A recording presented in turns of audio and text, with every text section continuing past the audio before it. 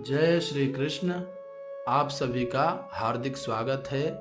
हम पुरुषोत्तम मास महात्म्य के पावन सफर में आगे बढ़ रहे हैं। आज हम पहुंच चुके हैं अध्याय 22 के मंगलकारी श्रवण पर। पुरुषोत्तम मास का हर अध्याय हमें प्रभु की भक्ति और धर्म के गहरे रहस्यों से जोड़ता है। आज के इस अध्याय में हम जानेंगे उस दिव्य कथा और महिमा के बारे में जो हमारे जीवन के अंधकार को मिटाकर ज्ञान का प्रकाश फैलाएगी। पूरी श्रद्धा के साथ बैठिए, मन को शांत कीजिए और पुरुषोत्तम भगवान के इस दिव्य महात्म्य का आनंद लीजिए। तो आइए शुरू करते हैं। ओम हरे राम राम राम हरे हरे, हरे कृष्ण कृष्ण कृष्ण हरे हरे। एक समय की बात है, धर्मपरायण और जिज्ञासु राजा दृढ़धन्वा के मन में पुरुषोत्तम मास के व्रत को लेकर अनेक प्रश्न उठे। वे जानना चाहते थे कि इस पवित्र मास में कौन से नियमों का पालन करना चाहिए और किन बातों से दूर रहना चाहिए। वे विनम्र होकर वाल्मीकि मुनि से बोले, हे तपोधन, कृपा करके मुझे विस्तार से बताइए कि इस व्रत में क्या करना उचित है और क्या त्यागना है। तब भगवान की प्रेरणा से महर्षि वाल्मीकि ने मुस्कुराते हुए कहा, हे राजन, तुमने अत्यंत कल्याणकारी प्रश्न किया है। ध्यानपूर्वक सुनो। मैं तुम्हें पुरुषोत्तम मास के नियम संक्षेप में बताता हूँ। उन्होंने आगे कहा, इस मास में व्रती को संयम और पवित्रता के साथ रहना चाहिए। उसे हविष्य अन्न का सेवन करना चाहिए। ऐसा सादा और सात्विक भोजन जो बिना तेल मसाले के बना हो और जिसमें शुद्धता हो, यह भोजन उपवास के समान फल देने वाला माना गया है। राजा ने फिर से पूछा, हे मुनिवर, किंतु वस्तुओं का त्याग करना चाहिए?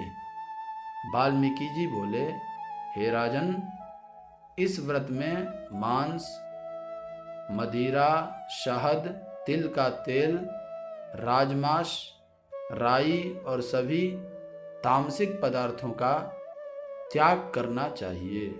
साथ ही बासी अन्न, दूषित भोजन और दूसरों के हाथ का अन्न भी नहीं लेना चाहिए। प्याज, लहसुन, गाजर, मूली आदि भी नहीं लेना चाहिए। फिर उन्होंने गंभीर स्वर में कहा, केवल भोजन ही नहीं, आचरण की शुद्धता भी अति आवश्यक है।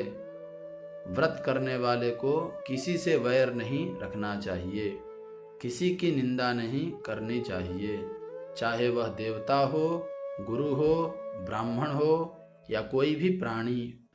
पराई स्त्री से दूर रहना, ब्रह्मचर्य का पालन करना और मन, वचन, कर्म से पवित्र रहना, ये सब इस व्रत के मूल आधार हैं। राजा अत्यंत ध्यान से सुन रहे थे। वाल्मीकि मुनि ने आगे कहा, इस मास में व्रत करने वाले को पृथ्वी पर शयन करना चाहिए, पत्तल में भोजन करना चाहिए और दिन में एक बार या नियत समय पर ही भोजन करना चाहिए। यदि सामर्थ्य हो तो उपवास, नक्त व्रत या एक भुक्त व्रत का पालन करना चाहिए। उन्होंने यह भी बताया, जो व्यक्ति इस मास में श्रद्धा से भगवान श्री कृष्ण का स्मरण करता है, श्रीमद् भागवत का श्रवण करता है या तुलसी दल से शालिग्राम भगवान का पूजन करता है, उसे अनंत पुण्य की प्राप्ति होती है। फिर उन्होंने एक अद्भुत रहस्य बताया, हे राजन, जो इस व्रत का पालन करता है उसके पास यमदूत कभी भी नहीं आते। उसके शरीर में समस्त तीर्थों और देवताओं का निवास हो जाता है। उसके जीवन से दुस्वप्न, दरिद्रता और सभी पाप नष्ट हो जाते हैं। राजा यह सुनकर आश्चर्यचकित रह गया। अंत में वाल्मीकि मुनि बोले, हे राजन, यह पुरुषोत्तम मास का व्रत 100 यज्ञों से भी श्रेष्ठ है।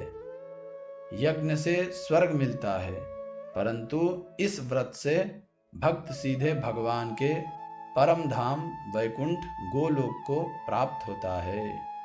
यह सुनकर राजा दृढ़धन्वा का हृदय भक्ति से भर गया।